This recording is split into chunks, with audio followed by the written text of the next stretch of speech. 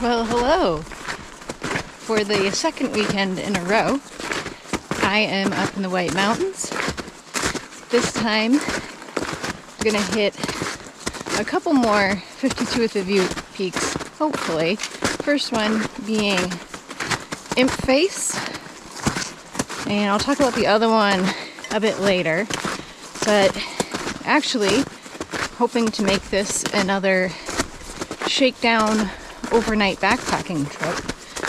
It is a balmy 35 degrees, which is much welcome from the single-digit temperatures of last weekend. I've got the snowshoes on again. The trail is, well, it's pretty packed down right now actually, but I'm guessing that the higher we get, the more snow there's going to be.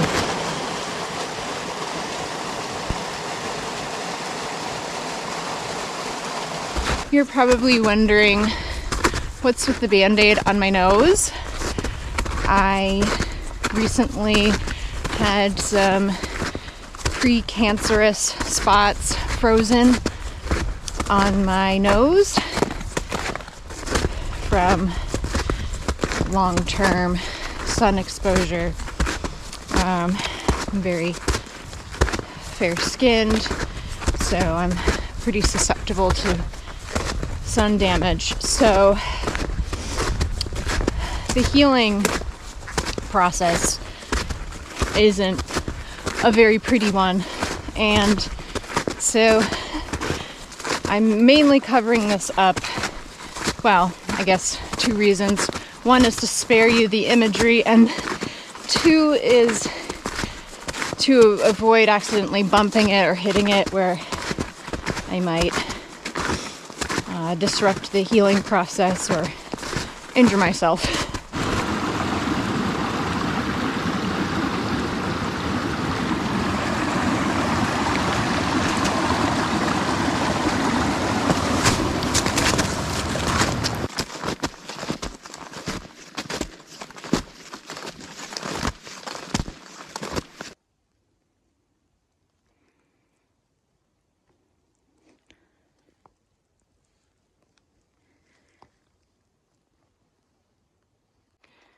We're looking at the Carter range over here, and I think wildcats.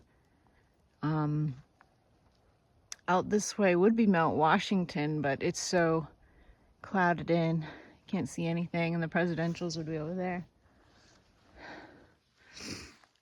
But wow, that's incredible. So I don't think this is the true summit of Imp Face. Map seems to show it's a little farther up, so I'll climb a little bit more and see if I can find the summit. Unfortunately, my video file from the true summit got corrupted. Yay, GoPro. But there wasn't a view up there anyway. Imp Face was my number 47 52 with a view. Do you see how the snow looks gray here? That's actually lots and lots of tiny fleas. You can see them moving. I don't really quite understand the phenomena, but you see them a lot up here on the surface of the snow in the winter. I didn't realize those were living things. For a while I thought they were like, I don't know, seeds or something that fell from the tree. But nope, they are snow fleas, I've heard them called.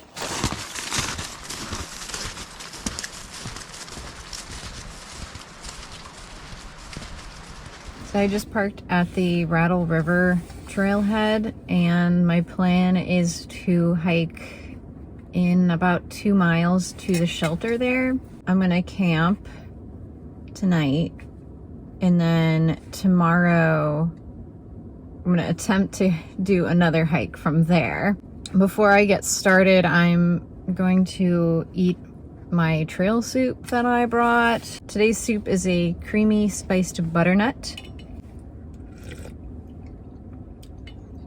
It's not very hot anymore because I made it this morning at like 9 a.m. and now it's 4:30. But it's warm enough, surprisingly. while I still have some daylight, a little bit about this trail.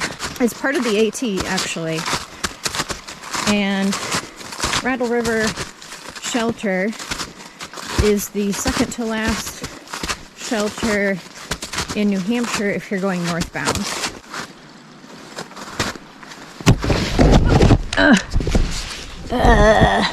I am a huge klutz in these snowshoes. It's gotta be like the fourth or fifth time that I've just tripped over my own feet. You have to kind of walk different with snowshoes on, because you have to like be careful not to cross the snowshoes or step on your own snowshoe. So that's what happens. Like, just go tumbling. I think these are cat prints. Bobcat or some other large cat.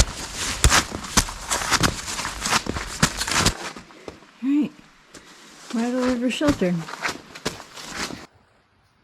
Got dinner cooking up on the alcohol stove. I have my hammock set up in the shelter. I don't expect anyone is gonna come out tonight, considering the trail looked like it hadn't been hiked on in days. But if someone were to show up, I would definitely move. But the convenience factor of this shelter space being here that I can kind of set up is undeniable. Another old meal I'm trying to get rid of. This is risotto that I had kind of portioned out into separate baggies, and it's a few months old. I think I did it last summer, and it's pretty stale. I added some salt and pepper in there just to make it a little bit more palatable, but yeah, it's not good. Just finished dinner and hung my food, got in my hammock. Starting to warm up in here now. Last I checked, it was 37 degrees outside, and it's supposed to get down to 25 tonight. But it's actually 45 degrees in here already. It's warming up just for me being in here and having everything sealed up with the travel sock. So it really doesn't feel bad in here at all. So much different from last week. Wow. So it's 7:30. I'm going to probably just chill out and watch some videos and then maybe get to sleep a little early. I think I've pretty much decided that I'm just going to hike back to the car tomorrow. I originally planned to hike Shelburne Mariah and just seeing what the trail was like, just this 1.6 miles to the shelter. I'm not really wanting to do an additional 9 miles of that, and it's probably going to be worse the higher I get, because there was one person that posted that they hiked the trail, I think it was like a week to 10 days ago, and they said once they got to the junction where the AT would split off, it was not broken in at all. So I'm not really up for like an entire day of just post-holing and breaking trail. So what I'm gonna just do is I'm gonna go home tomorrow, but a possibility I might be able to do is to grab that peak while I'm doing the AT. It's a little bit off the trail, but I don't think it'll be that bad. So that's something that I might consider doing, because this time of year, I think that hiking that peak is not going to be pleasant. So, and anyways, I got plenty out of this trip already. I got Imp Face, and I'm getting to try out my underquilt in temperatures that it's actually rated for. So I'm really happy about that. I will see you in the morning.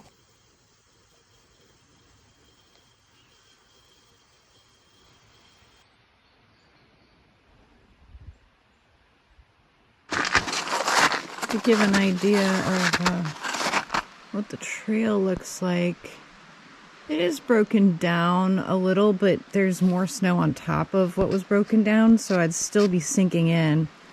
Also, yesterday when I was walking, sometimes you would step in and then you'd keep sinking because the snow underneath had melted partially, so you kind of post hole in. But I'm not going to do that today. I am just going to head back to the car. It was a successful night.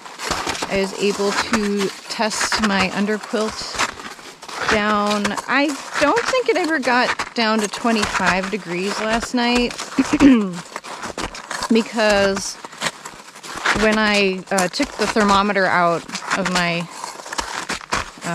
hammock this morning, it said 34, and my water never froze.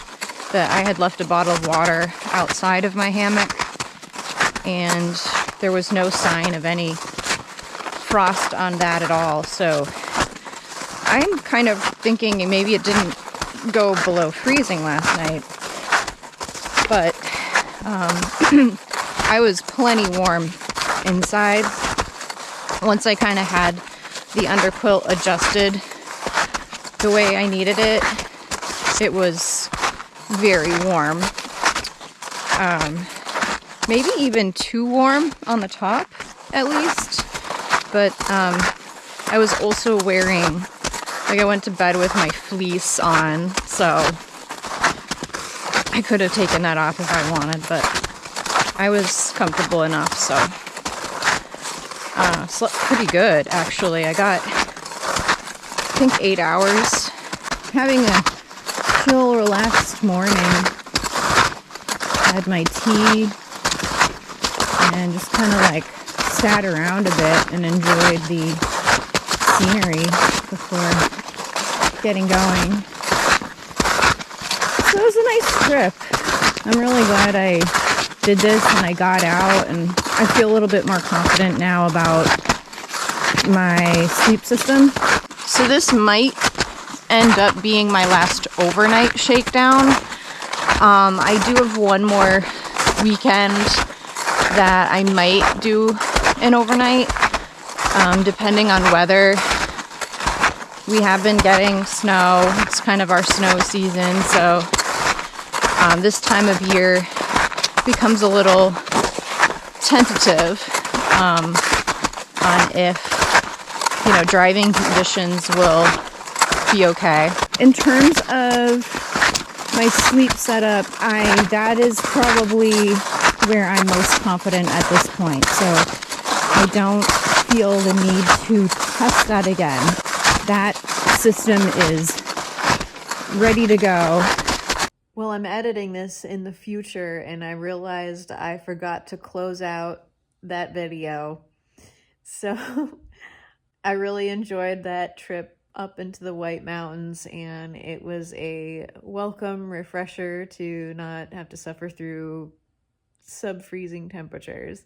As I said, that's probably going to be my last overnight shakedown for a little while, unless weather cooperates and I'm able to go a little bit later. Definitely going to do some more day hike shakedowns, and I also overdue to put out a full gear loadout video, which I'm spending some time at home organizing things and gathering everything together so I can make that video.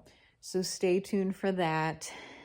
And thank you for watching, and happy trails.